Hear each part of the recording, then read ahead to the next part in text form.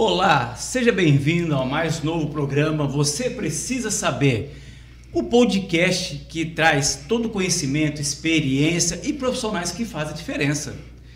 E no episódio de hoje, o nosso bate-papo vai ser sobre gestão, sobre sucessão e direito. E nada mais, eu estou com ele aqui, só que eu vou ter que falar um pouquinho, porque o currículo do rapaz aqui é extenso e do outro também, tá? Vamos lá, pessoal. Alexandre Genório Isidoro Silva, tá certo, Alexandre? Certo. Advogado, sócio escritório Monteiro Paiva e Janório Advogados Associados. Professor da ESMAGES, MS, Mato Grosso do Sul.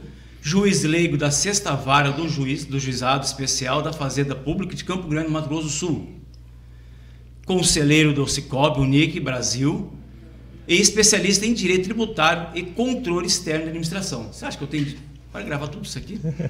E também nós estamos aqui, bom dia, Tiago Pinheiro. Bom dia. Contador com mais 20 anos de experiência, sócio fundador da Persistere Inteligência Contábil, da Persistere Consultoria e Gestão Patrimonial, conselheiro consultivo, certificado pela Board Academy e membro do Instituto de Conselhos Reunidos, com ampla atuação em projetos de transição e sucessão empresarial.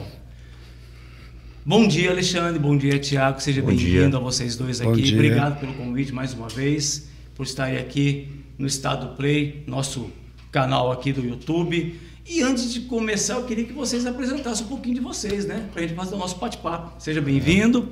Alexandre, pode começar. Posso depois começar? do Tiago. Pode. Bom, primeiramente, bom dia a todos que nos estão assistindo. Agradeço imensamente o convite, Samir, por estar aqui, porque esses assuntos talvez não são muito divulgados, mas de extrema relevância para a vida das pessoas, né? Tiago, eu posso dizer que eu tenho já mais de 15 anos de escritório de advocacia e eu já passei por alguns contadores. E o Tiago foi o melhor que eu tive a oportunidade de trabalhar e continuo trabalhando, né? Hoje a questão tributária, principalmente com a reforma, vai mudar tudo. Todo o sistema do nosso país será mudado. Isso é bom para o povo saber, Exato, com certeza. né? Só para gerar um interesse na nossa entrevista, já no começo, infelizmente alguém vai morrer na nossa família, de todo mundo. Com certeza. E com certeza a gente espera que deixe algum patrimônio para nós, né? Isso é de praxe. E de né? praxe, Não né? tem como escapar, A com gente certeza. espera, né? E em razão disso, se a pessoa não se planejou para deixar esse patrimônio, há uma tendência com a reforma tributária do imposto chegar a 32%. Se você fazer uma doação hoje, é 3%. Olha que diferença. Então, assim, só nessa introdução, eu já estou mostrando o que é importante para que todos reflitam, né? Hoje também um dos temas é a questão do imposto de renda. A gente vê vários problemas com relação ao imposto de renda. Hoje, cartão de crédito, cartão de débito, o famoso Pix. Não né? tem como escapar. Exato, né? Então as pessoas acabam fazendo uso descontrolado, questões de utilizar o MEI, microempresas também. Então tem uma gama de problemas práticos que ocorrem, que nós estamos aqui, o objetivo é de esclarecer a todos, né? Se eventualmente mandarem perguntas, a gente volta aqui para responder. Se quiser, a gente também disponibiliza os nossos contatos, né? Para que as pessoas tenham acesso à informação. Acho que o problema hoje é a falta de acesso à informação. Por exemplo, essa questão patrimonial. Acho que poucos sabem dessa diferença, né? Ou seja, você doar em vida com reserva de usufruto sai muito mais barato do que esperar morrer, né? Você paga o dobro hoje aqui no nosso estado. Nem falo que eu tive essa experiência 2 anos atrás com meu pai. Né? Então você sentiu isso na pele. Se teu pai, infelizmente, tivesse doado um mês antes de falecer, vocês tinham pago metade Com certeza. do valor. Com certeza. Então, assim, são circunstâncias que hoje a gente busca abordar, né? Eu já estou há 7 anos como juiz leigo da 6ª Vara de Fazenda Pública, 15 anos na advocacia, né? Com o escritório, Dr. Vinícius Monteiro Paiva, né? A gente vem atuando nessa questão atual de sucessão, né? Meu parceiro, meu amigo é o senhor Tiago Pinheiro, que é um expert em fazer análises contábeis, porque hoje, Munir, Samir, desculpa, né? Eu confundi com o seu irmão. Peço desculpa. Pessoal? Peço desculpa, né? Uma questão muito importante que as pessoas acabam não fazendo, e eu acho que um dos pontos para você poder abordar é a divisão entre o trabalho do advogado e do contador.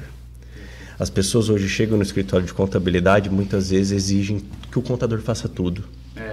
Só que a forma de capacitação profissional é diferente. Por quê? Aquilo que eu aprendo na área jurídica é diferente da área contábil. E isso precisa se conversar. Nos Estados Unidos é muito comum você sentar numa mesa de negócios, ter a figura do contador e do advogado. E não só um, e não só o outro. Por exemplo, na questão de sucessão, algo que está muito em evidência, as holdings patrimoniais.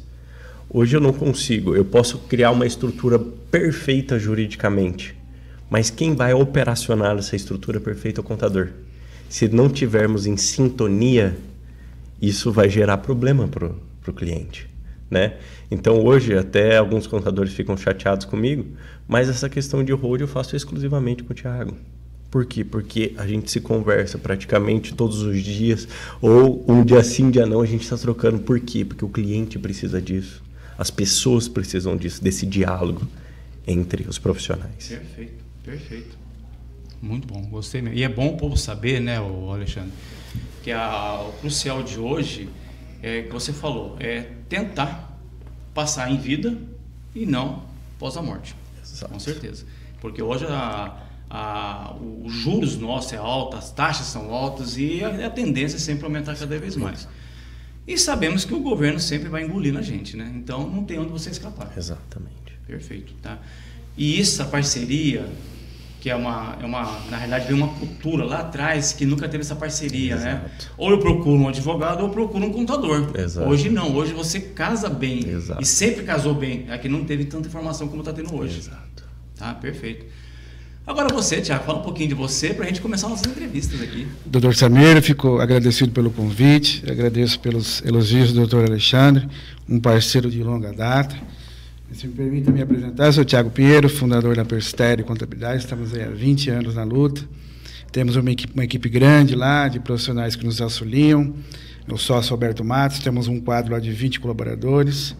E um tema muito delicado, porque são dois temas que nós não temos como fugir, que são dois temas inevitáveis, que são a morte e os tributos. Com certeza. Nós temos que sentar, discutir e ver qual que é a melhor forma de como se fazer isso. E temos aí uma mudança significativa, onde o nosso sistema tributário no Brasil ele vai sofrer um reset, ele vai começar de novo, uma mudança como nunca teve no país nos últimos 30 anos. Então, é um tema de grande relevância, que vai gerar ainda muito debate e muita discussão. Perfeito. Perfeito. Então, vamos começar. Para ambos, tá? Como vocês veem a importância da atuação conjunta entre advogados e contadores nos bastidores de uma empresa hoje? Hoje, um dos problemas que eu venho enfrentando para ajudar os empresários, principalmente, é a questão da precificação, seja do serviço ou seja da mercadoria que ele vende. Sem uma atuação contábil, me apresentando as informações, até mesmo para o próprio empresário, ele não sabe precificar o preço do serviço e da mercadoria. Muitas vezes ele pode atuar na atividade profissional dele sem perceber por longos anos de que aquele preço que ele está utilizando não cobre os custos. Então, muitas vezes ele acaba colocando capital de giro, vai ao banco e não percebe, não sabe precificar. Na questão da sucessão, a holding patrimonial, a questão das doações, das compras de cota do capital social para transferência patrimonial, por mais que eu crio toda a estratégia jurídica, quem vai fazer isso é o contador.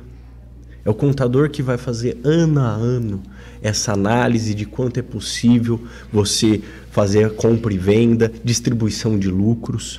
Então isso são fases. Né? A primeira fase, o contrato social, tem que ser papel do advogado. A gente estudou na faculdade para isso, para criar contratos sociais. Parcerias, né? Exato, para saber a jurisprudência do Supremo Tribunal Federal, do Superior Tribunal de Justiça, essa é responsabilidade nossa, não é do contador.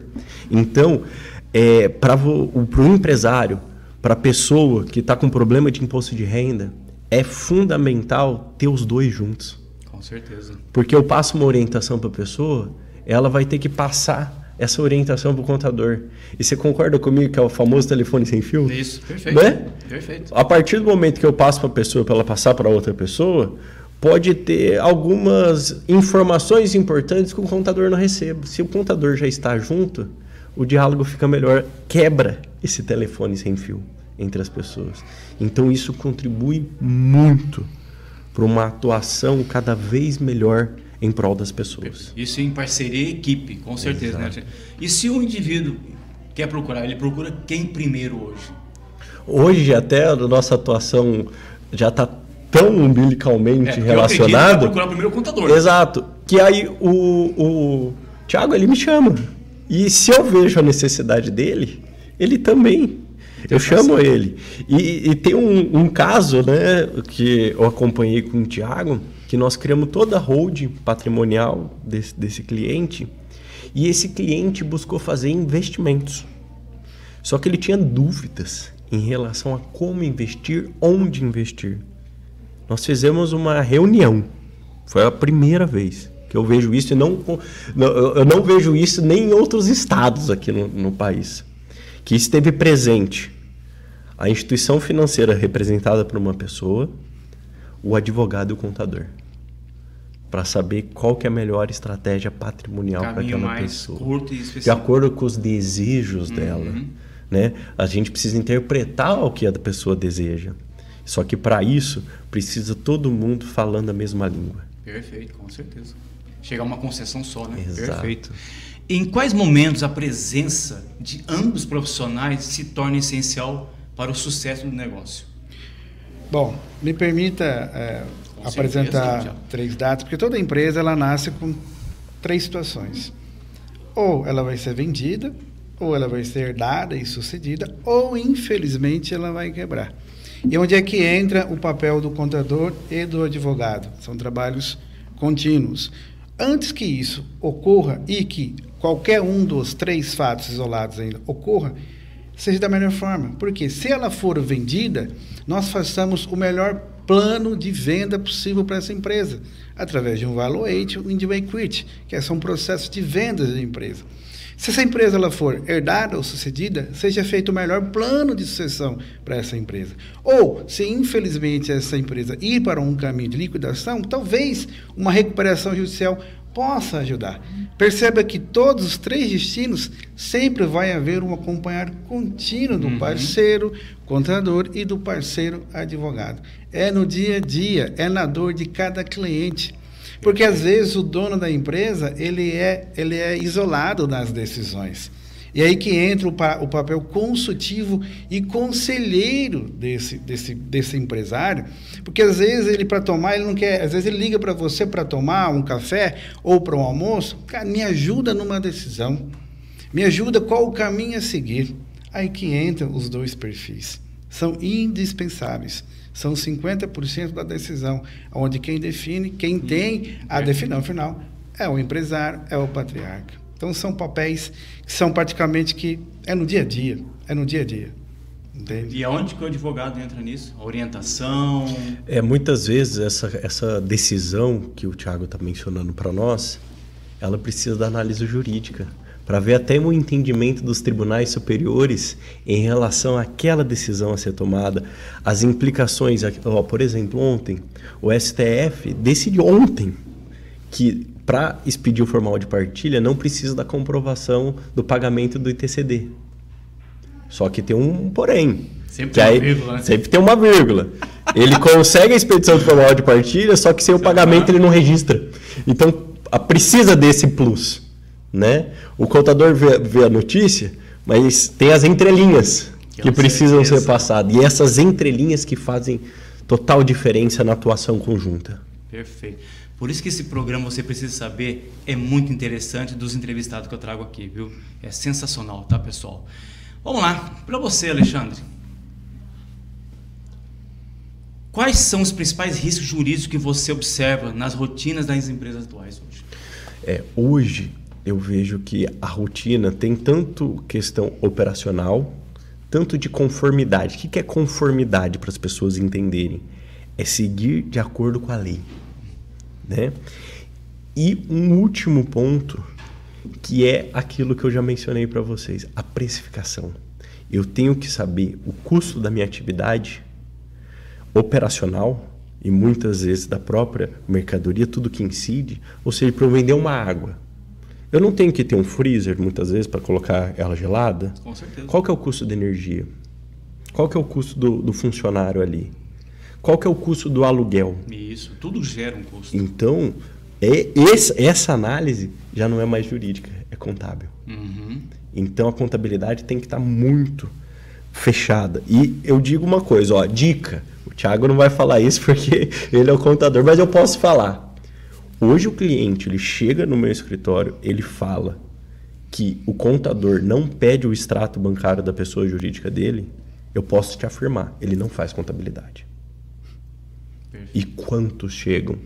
E muitas vezes as pessoas falam assim, nossa, eu vou mostrar minha vida para o contador. Tem que mostrar, porque é a figura que vai. Na realidade, o contador tem que saber de tudo. Tem que saber, assim como o advogado. Lógico. Né? Processo de fiscalização. Essa pessoa, depois, ele apresenta as informações que ele não recebe, ele tem que apresentar as informações para o fisco. Depois aparece multa, juros, correção, auto de infração. Por quê? Porque às vezes não apresentou todas as informações necessárias. Então hoje eu vejo problemas práticos, precificação, envio de informações e principalmente aquilo que está um tema atual, governança corporativa. Né? Hoje eu sou conselheiro de administração do Sicoob Unic-PR e uma das pedras fundamentais até que o Banco Central vem exigindo, tanto das cooperativas de crédito quanto de todas as instituições financeiras quanto dos empresários, é a conformidade. Perfeito. Né? Hoje já você não consegue financiamento se você tiver um embargo ambiental na fazenda. Se o seu CPF, se o seu CNPJ tiver com inscrição no CADIM, né? com ausência de envio de informações. Então, esse contato do empresário e das pessoas que movimentam questões financeiras, sem um advogado e contador, está com risco muito grande de ter problemas futuros. Perfeito. Isso prejudica o cliente futuramente, né? Se não souber tomar conta, né? Com certeza.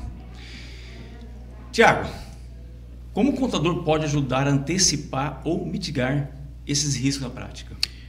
Veja bem, hoje o nosso país, no aspecto tributário, ele é um dos mais burocráticos com relação à parte tributária. Via de regra, nós sintetizamos os regimes distribuídos em 3: Simples Nacional, Presumido e Lucro Real. Entretanto, nós temos 2 tipos de obrigações: obrigações acessórias e obrigação principal. Obrigação acessórias são as que antecedem o recolhimento próprio do tributo. É aqui, nessas obrigações acessórias, a forma de antever o recolhimento do tributo que entra ali a grande sacada. Entra o papel do compliance, entra o papel da governança. Ou seja, como é que eu estou entregando essas obrigações acessórias para antes de efetivamente eu entregar o tributo e recolher. Então, aí que entra novamente a parceria do contador e do parceiro jurídico. Até mesmo na mudança. Olha, estou no simples, vou para o presumido. Estou no presumido, vou para o real. Eu preciso da chancela e de uma opinião do parceiro jurídico para dar segurança naquilo que eu estou direcionando o meu cliente. Entendeu? Então, acredito que está aí a grande sacada. A grande do momento é o quê? Você trabalhar nas melhorias da conformidade fiscal, que envolve precificação, da onde você compra, para onde você vende, de quem você compra, como é que você avalia os custos para então poder vender e você precificar e você tributar aquilo que é destinado à sua atividade. E isso para qualquer empresa? Qualquer empresa. Isso daqui para diante é um caminho sem volta. Tá. Perfeito. E para ambos, e como alinhar essa estratégia tributária na empresa de forma ética, eficiente e segura? Vou te dar um exemplo também recente, né, de um trabalho desenvolvido por mim e pelo Thiago, que foi uma análise de um posto de combustível. Quando esse cliente chegou ao meu escritório, ele falou assim: estou pagando muito tributo. Estou pagando muito imposto, que é comum, né? A pessoa chega, vai no advogado tributarista e fala assim, estou pagando demais, como pagar menos? A primeira coisa, a gente tem que fazer um diagnóstico. E esse diagnóstico, eu preciso da figura do contador. Com certeza. Porque eu vou passar para ele as informações. Primeiro, vamos identificar isso que o Thiago disse. Ele está no Simples Nacional, no lucro presumido ou no lucro real? Como que está a questão dos insumos? Como que está a questão da precificação? Né? Eu vou munindo o Thiago de perguntas para ele fazer a análise e me repassar para a gente juntos mostrarmos para o cliente o que é melhor para ele. Este caso desse posto de combustível, ele até é em São Gabriel do Oeste. Né? Ele pagava um valor considerável e, pasmem, a redução por trimestre foi mais de 70 mil reais. Por trimestre. Ou seja, num ano está mais de 200 mil reais. Com uma modificação jurídico-contábil. Então, eu estou provando para vocês que a gente tem até casos práticos para mostrar o quão é necessário essa atuação conjunta. Principalmente agora, como o Thiago disse, o reset tributário, essa reforma tributária. Né? Aquilo que a gente está acostumado, ICMS e ISS, né? ICMS na venda da mercadoria e ISS na prestação de serviço, vai acabar. O aluguel que as pessoas estavam acostumadas a receber tranquilo, só com imposto de renda, ou da SSLL, PIS, COFINS, vai ter o IBS e o CBS. Isso. Então, isso mostra que a análise vai ter que ser conjunta. A análise individual com esse novo sistema não existe mais. Perfeito. Agora uma pergunta que não quer calar. Estudo acarreta classe média. Perfeito? Vou até falar um negócio aqui. E aquelas classe alta que declara, que não declara, principalmente governantes que ganham um patamar X e o cara tem um horror de coisa. Como que fica isso? Nós temos alguns casos em que as pessoas têm que entender como funciona isso na prática. Perfeito. Vamos interpretar. É isso aí que nós queremos. Muitas vezes, para a pessoa no CPF dela, ela só tem cotas de uma pessoa jurídica. Quem tem o patrimônio é a pessoa jurídica. E aí ninguém vê no CPF. Né? Por isso essas construções, né? Principalmente aquelas pessoas politicamente expostas, né? O PPE, né? Eles costumam a ir por essa linha, criando às vezes sociedades anônimas fechadas, né? De que o patrimônio não fica na pessoa física. Por quê? Hoje, né, há uns 5 anos, né, hoje já não é mais o Procurador-Geral de Justiça, mas o Dr. Alexandre Magno, ele fez uma palestra dentro da OAB-MS e me chamou muita atenção. Ele fez uma análise de dados de quantas ações de improbidade administrativa tem no Estado. Na época era umas 700 e poucas ações. Ele falou que cada prefeito, pela estatística, sai com 10 ações de improbidade administrativa. Imagina ele ter os bens bloqueados. Como que fica o sustento da família? Não estou fazendo apologia que está certo e errado. Aqui nós não estamos fazendo julgamento nenhum. Isso aí, por isso a gente quer saber como que funciona isso. Só sobra para classe média e classe média baixa. Né? Então, muitas vezes, a tributação não está no CPF, está no CNPJ. Né? E aí, muitas vezes, se confunde. Né? Por isso, a gente tem que pensar uma coisa, tá, doutor Samir? Que as pessoas têm que fazer uma diferença. Existe diferença entre pessoa física e pessoa jurídica. Não dá para um empresário atuar na sua atividade profissional pagando as contas da pessoa física pela pessoa jurídica. Essa confusão não pode existir. Se ele faz isso, o negócio dele está tendente a acabar. Perfeito. Aí que entra, né? Como a curiosidade do ser humano. Mas é dele a empresa. Como que não? Não tem nada a ver uma coisa com outra. Exatamente, doutor. Exatamente. Perfeito. Perfeito. Isso aí que a gente queria saber. Tá? Vamos lá. Vamos falar um pouquinho sobre o imposto de renda. Nós estamos já comentando aqui, né? Que para muitos o imposto de renda é um assunto confuso, que acabamos de falar, tá? e esse cheio de dúvida. E o que considero para entender o imposto de renda de forma clara. Então, como que eu posso estar todo ano declarando esse meu imposto de renda que eu não possa ter nome sujo? Vamos lá. É importante o contribuinte, seja ele qual for, ele ter um papel fundamental na organização, na prévia. Por exemplo, o imposto de renda de 2026, que entrega 25, ele já começou. Então, ele já tem que começar. O que nós estamos entregando agora é referente aos fatos ocorridos em 2024. E o que ocorreu, tem muito cliente, eu preciso mudar isso na doutrina deles, é que o cara chegar e simplesmente falar, olha, toma toda a movimentação do ano 2024. Fica muito difícil, porque já foi fato passado. Não, o que se fazer? Você vai administrar e adequar as informações ali daquilo que já ocorreu. Não há mais o que fazer. Entendeu? Então, as pessoas, os contribuintes, na sua essência, assim como todo, ele tem que ter esse senso de organização. Olha, já estou aí no primeiro quadrimestre do ano, o que aconteceu na minha vida financeira e fiscal? Entendeu?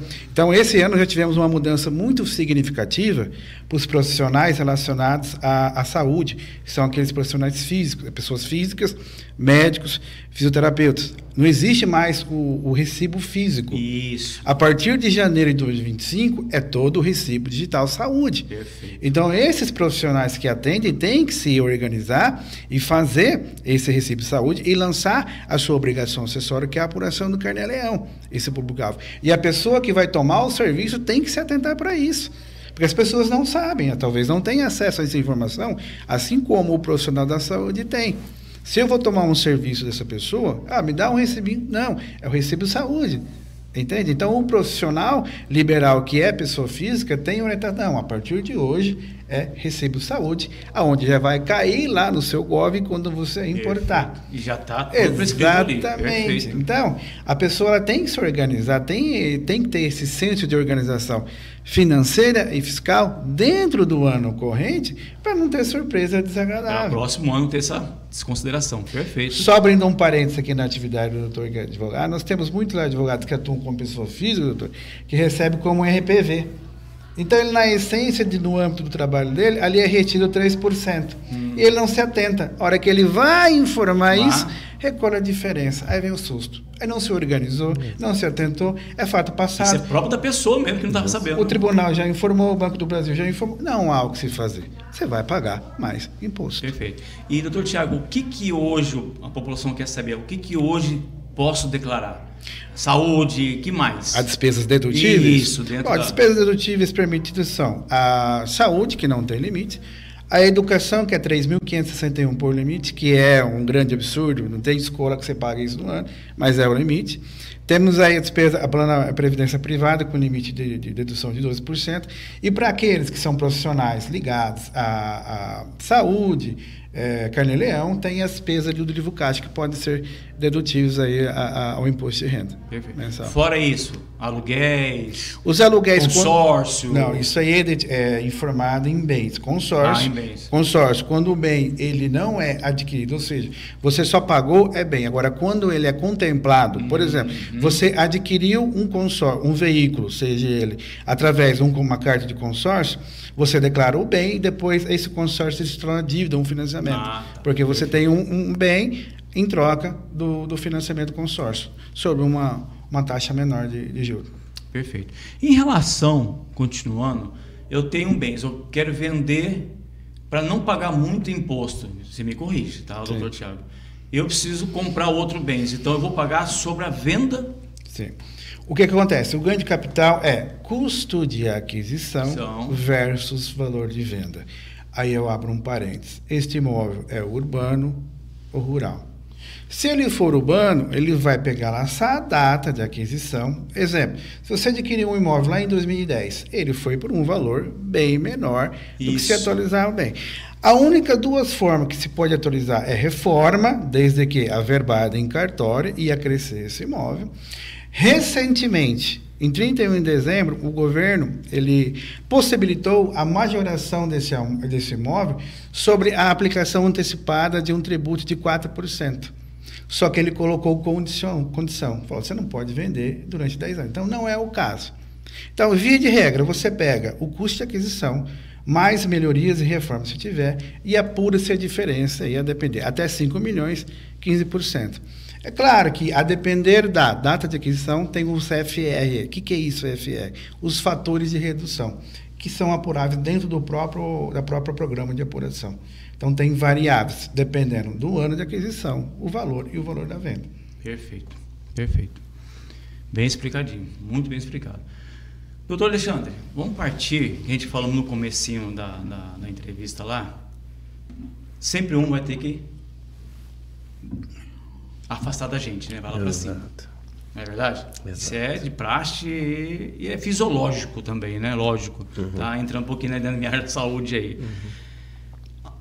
A pessoa morreu. Hoje, o que é ideal? Você fazer o tradicional ou tem outros métodos como hold, como doação? Qual que é o melhor âmbito hoje para você fazer para não pagar tanto para o governo? Primeira coisa, Dr. Samir, não há algo pré-pronto. É isso que as pessoas precisam entender. Né? Cada família tem suas peculiaridades e a análise tem que ser individualizada. No nosso trabalho, principalmente nessa fase de diagnóstico, a hora que a gente pede para a família apresentar todo o patrimônio, né, a gente faz uma análise para ela. Se você for deixar para inventário, com esse patrimônio que você tem atualmente, você vai pagar tanto. Se você fizer a doação, você vai pagar tanto. Se você criar uma holding familiar, você vai pagar tanto. Então, cada um tem o seu valor. Ou seja, a gente consegue hoje fazer um diagnóstico de cada família e precificar o valor futuro. Um dos pontos que eu vejo um erro muito grande, Dr. Samir, é que as pessoas partem para a holding familiar e esquecem de um princípio muito importante. Quando você cria uma pessoa jurídica, a família se torna sócias. Isso. Ou seja, a família inteira vira um sócio do outro. Um dos princípios de direito empresarial, até a expressão em latim, affectio societatis. O que é o affectio societatis? É a afeição entre os sócios. Como que eu vou criar uma pessoa jurídica e colocar sócios que não se dão bem? Já começa Porque isso vai se tornando uma bola de neve, né? Vai se tornando uma bola de neve. Então, muitas vezes, dependendo da família, a holding familiar é mais prejudicial do que o tradicional. Então, muitas vezes, tem que ser analisado de forma individualizada. Esse é o nosso trabalho.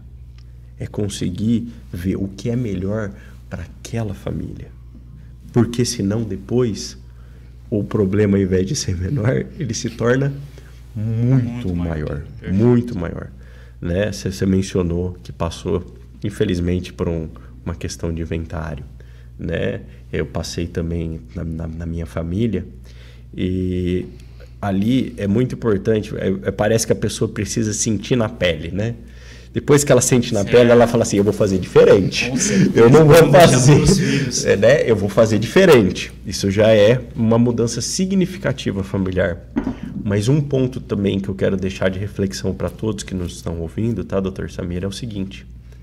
É muito melhor organizar o patrimônio com quem detém o patrimônio vivo do que com ele morto. Com certeza. Isso é nossa senhora. Né? Porque as decisões são dele.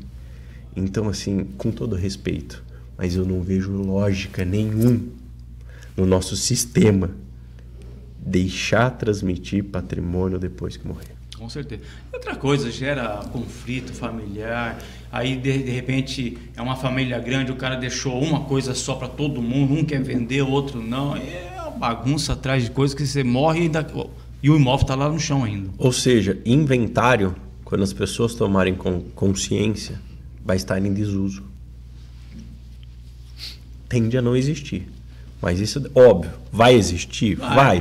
Mas... Porque existem os infortúnios de acidente, mortes precoces, que aí existe para isso esse instituto. Mas, nos outros casos em que não há questão acidental, não tem por que não se planejar. Então, um dos melhores caminhos aí seria uma doação. Nesse caso em que não há, né, consenso familiar, melhor seria já fazer as doações em vida. Perfeito. Perfeito. Vamos lá, doutor Tiago. Mais uma perguntinha aqui para você. E eu acredito que acontece muito isso. Quais erros mais comuns você observa nas declarações de imposto de renda, tanto empresário como profissionais liberais? Bom, aproveitando aqui o ensejo dos profissionais liberais, é o não cumprimento da declaração acessória, ou seja, você não apurar o carnê-leão tempestivamente, porque é muito comum. O profissional liberal, olha, toma aqui os meus recibos, toma aqui as minhas despesas, e apura tudo dentro da própria declaração. É um erro muito grave. Aí ele deixa de cumprir a declaração acessória, que é apurar o carnê-leão tempestivamente ao fato gerador ocorrido, ou seja, no ano anterior. É um erro muito comum desses profissionais e acaba ocorrendo com o quê? Com que ele pague mais. Outra coisa é ele aproveitar despesas que não é permitido. Ah, eu fiz um curso de inglês, isso não é permitido. Outro ponto lá, que seja até polêmico, mas minha esposa fez uma cirurgia estética. Posso deduzi-la? A receita é muito clara. Se a cirurgia estética for de correção, permitido. Perfeito. Se for de cunho estético, não é permitido. Isso é bom vocês saberem, tá, pessoal? São conceitos que a gente tem que esclarecer. E às vezes o contribuinte lá nos entrega esse documento e fala, olha, você não é permitido. Entendeu? Então são esses erros aí muito comuns. Talvez um erro de uma alocação de um dependente que não é, eu tenho um neto que eu pago uma escola, posso incluí-lo? Não pode. Você tem que ter uns fatores de judicial, subchancela, curatela para poder. Aí já entra a consulta do parceiro jurídico. São todos trâmites. São todos uns trâmites para você poder usar essa dedução. Entendeu? Aí você pega, por exemplo, já voltando para o lado do empresário. Às vezes, até volta lá na parte da contabilidade. Olha, minha empresa faturou X milhões, mas eu não tive distribuição de lucro isento no meu imposto. Mas, olha, o profissional ele não fez a contabilidade. Como é que você quer distribuir? Aí só tem uma única forma. Ele vai distribuir por presunção muito menor do aquilo que circulou na conta dele. Ali fica um risco. Então, são vários os riscos, são vários os fatores aí, dentre os quais são esses que eu elenquei para ti. Perfeito, perfeito. E como que é essa estratégia legal que pode ser usada para reduzir a carga tributária hoje? Voltando, vamos trabalhar o conceito do profissional liberal. Isso. É esse acompanhar contínuo, é a elaboração do livro caixa mensal, as devidas escriturações do aproveitamento que é utilizado na sua atividade. Se você for médico, o que é inerente à sua atividade? Aluguel, escritório, se tiver funcionário, ter essas despesas, receitas, menos despesa, aí você vai apurar o seu carnê-leão.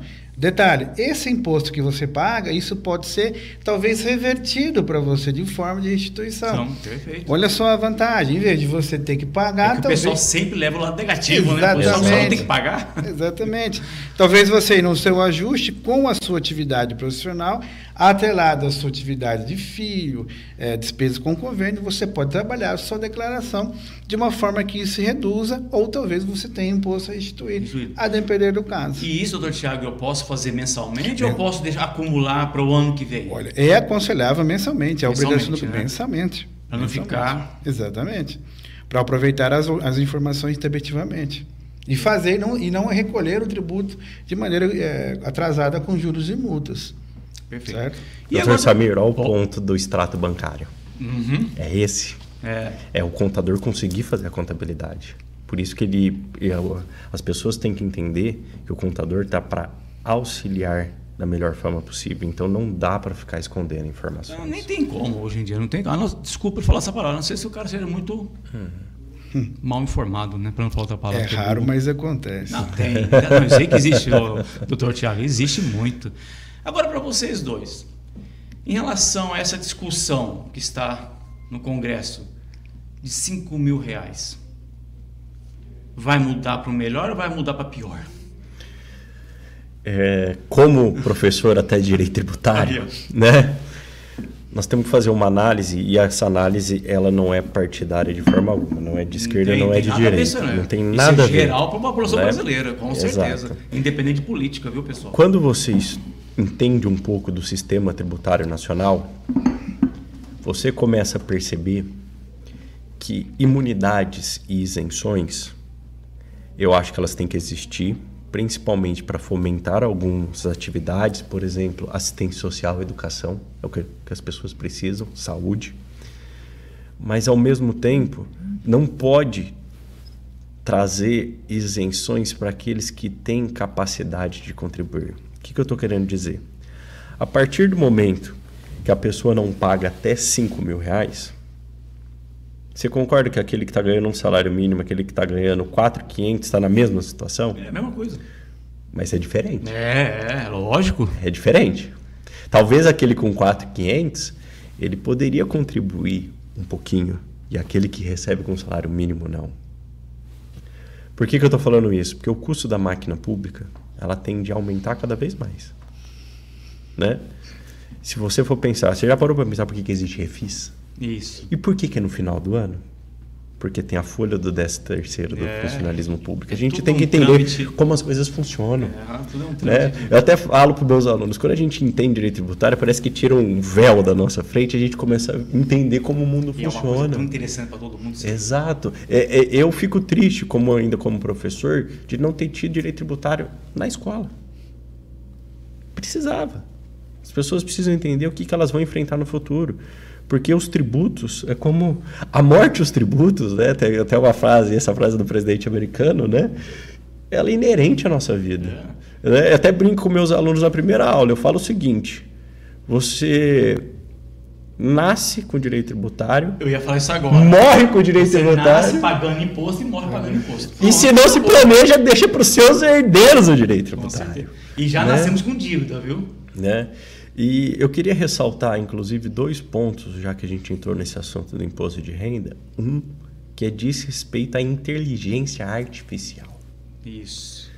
O Dr. Tiago disse que hoje está muito mais fácil você puxar as informações pelo Gov.br. Há uma tendência pela inteligência artificial de nós termos uma declaração mais pré-preenchida, de facilitar mesmo o trabalho. É o tal de Ctrl+C e Ctrl+V, sei lá, copia, colhe e manda. Só que, óbvio, a inteligência artificial pode errar. É lógico, óbvio. E é aí que vem a figura do profissional. De analisar se aquelas informações... Isso, se é verídico ou não. Exatamente, porque pode ter erros. É lógico, óbvio. Né? Então, a pessoa vai lá puxar no seu Gov.br, ela vê, nossa, minha declaração já está pronta. Calma. Nada é 100%. Exato. Nada. Vamos analisar todos os informes de rendimento, vamos analisar se está no enquadramento correto, se são bens tributáveis, se não são tributáveis, né? Se são isentos. Então, isso é fundamental. Cada vez mais o fisco tem acesso às nossas informações. Com certeza. Quanto mais digital fica, mais informação, mais informações o fisco vai gerir. Perfeito. Né? Talvez hoje ele já possui todas as informações, talvez não tenha a quantidade de profissionais, a inteligência artificial não se desenvolveu, mas tende a desenvolver, a conseguir analisar todos. Eu acredito que é uma tendência, viu, Dr. Samir? Todo mundo vai ter uma inteligência artificial, um computador analisando. Por exemplo, a malha. O que é a malha fina? Nossa, caí na malha da Receita Federal. Tô preso. Qual que é a malha fina é uma coisa tão simples, doutor Samir. Onde há uma entrada num CPF ou num CNPJ, tem que ter uma saída. É óbvio. E quando não há esse encontro de contas, é o que gera o problema. Você cai na malha. Né? Então, eu acho que precisa o brasileiro ou brasileira começar a entender que as coisas estão se modernizando. Aquilo que nossos avós faziam, mas ele não era pego, ele fazia dessa maneira. A tecnologia evoluiu, já não é mais igual. Esquece o passado. Né? E isso vale muito para o nosso estado na condição de produtor rural. Produtor rural, muitas vezes, né, o Dr. Tiago ele pode falar com mais propriedade, estava muito acostumado a trabalhar na pessoa física, gerindo o seu gado da maneira que lhe convier, utilizando as despesas. Reforma está aqui para mudar tudo isso. Então, Dr. Samir, vai mudar. Eu acho que o grande objetivo hoje da nossa entrevista é fazer esse alerta. E, por último, ao segundo ponto, em relação a imunidades e isenções, como eu havia dito, se criar a isenção, o custo da máquina vai aumentar, vai ter que cobrar dos outros. Mas é lógico. Então, é uma Sempre vai conta cair que pra a onde- gente é. tem que fazer essa análise. Eu entendo que precisa ter no sistema para assegurar aquele hipossuficiente, aqueles vulneráveis que tenham essa benesse, mas não são todos. A gente não pode tratar todo mundo de forma igual. Não, mas é lógico. Tem que ser... Cada sentença é uma sentença. Exato. Perfeito. E aproveitando esse engate aí, tá? Em caso de Receita Federal, pode atuar ou até acionar judicialmente um contribuinte? A Receita Federal, por hoje, ela obter todas essas informações, né, que nós temos. Um ponto, doutor Samir, muito importante, que bom que você me fez essa pergunta, que as pessoas têm que entender o seguinte. Quando eu não faço minha declaração de imposto de renda, quanto tempo a Receita Federal tem para fazer essa análise? Por exemplo, se não me entregar a declaração do imposto de renda até dia 30 de maio deste ano de 2025, começa a correr o prazo de 5 anos, não do dia 30 de maio. Vai começar no dia 1º de janeiro de 2026. O prazo de 5 anos. Imagina se daqui 4 anos a Receita Federal faz análise da sua declaração de imposto de renda. Ela vai cobrar o valor do imposto, com juros, correção monetária e multa. Imagina o valor que isso se torna. Então, são essas análises, por isso que fica na cabeça das pessoas, eu tenho que aguardar os documentos dos últimos 5 anos para apresentar. Isso já está na população. Mas cuidado, pode ser 6, se você não apresentou nada. Entendi. Né? Um dos problemas, doutor Samir, também que eu venho enfrentando na atuação profissional, é a questão do cartão de crédito e cartão de débito. Muitas vezes que cria, dentro da família mesmo, uma questão até de organização, né? O cartão de crédito eu sou o titular, minha esposa é dependente. Mas por uma questão também de organização familiar, quem faz todas as compras da casa, quem faz todas as despesas é minha esposa, passando aquele cartão. Ocorre o seguinte, se ela ultrapassar o limite da isenção do imposto de renda no cartão de crédito vinculado ao CPF dela, ela tem que fazer pelo menos a declaração para informar a origem daqueles gastos. E muitas vezes eu, como marido, vou ter que na minha declaração fazer uma doação para minha esposa e na declaração dela ela receber a minha doação, para ter caixa, para justificar aqueles gastos no cartão de crédito. Isso daí chega todo ano no meu escritório, esse tipo de problema. E sabe qual que é o pior disso? Eu consigo livrar o imposto de renda, mas eu não consigo livrar a obrigação acessória de não ter apresentado a declaração de imposto de renda. Perfeito. E aproveitando essa pergunta aqui, para vocês dois, doutor Alexandre, doutor Tiago, uma curiosidade da população e no programa, por isso que o programa chamou Você Precisa Saber. Em relação à compra, como ele falou aqui, doutor Tiago, CPF na nota ou não? Veja bem, isso aí é uma forma, foi uma forma, né? Isso veio da origem da nota fiscal paulista, que é justamente aí para ter um controle. Isso é um controle do Estado para verificar a sua capacidade financeira, e não deixa de ser um controle. Exato. O que eles vão fazer com esses dados, por enquanto, ainda não sabemos, mas é uma forma de se controlar e é uma informação a mais.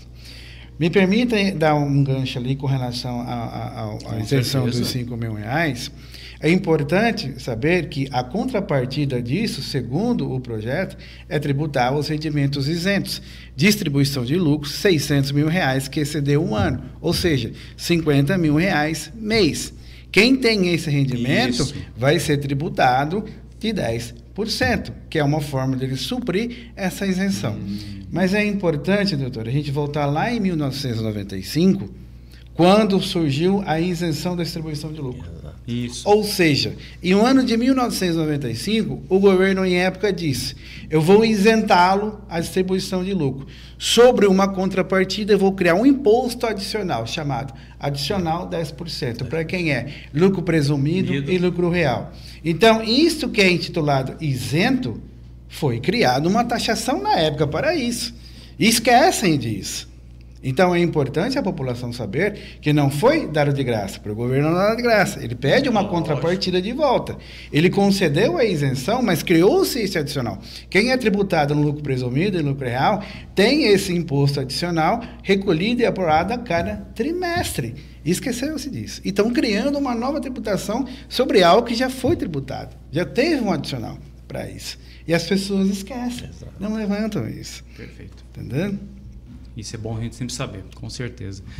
Bom, nós sabemos que todos os programas têm um horário, o meu também tem um horário. E o bate-papo está tão gostoso que, olha, tem tanta coisa para perguntar e eu vou querer mais vezes vocês aqui. Vamos, com certeza. Será um prazer. Com certeza, e vocês dois aqui, tá?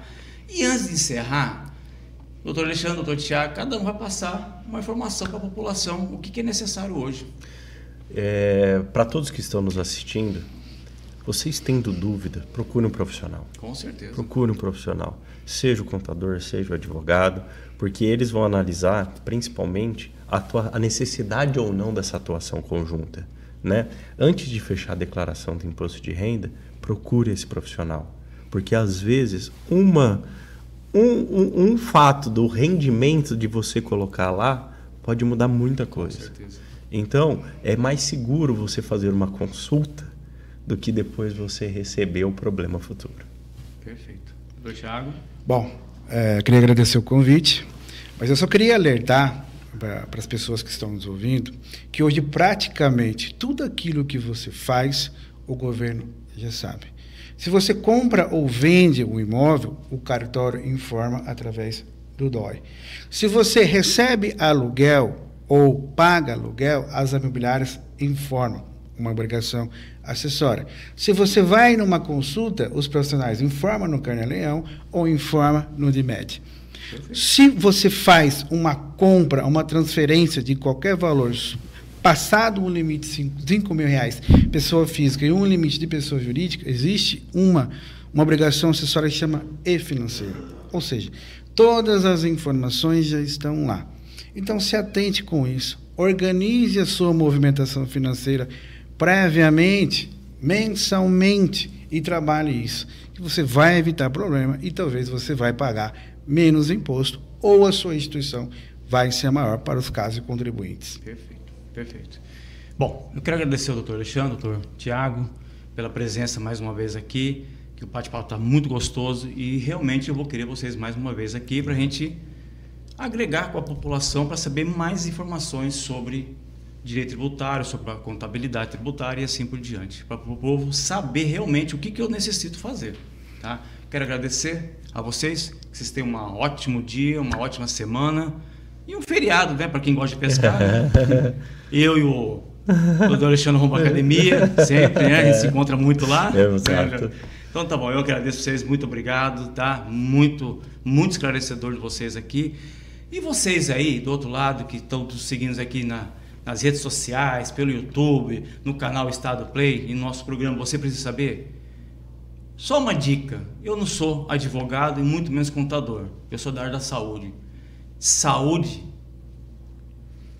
financeiro, isso é muito crucial, parte muito de vocês aí, tá, pessoal? Então procure um profissional dedicado a isso aí, que seja de bastante honestidade para vocês terem um descanso e dormir tranquilamente.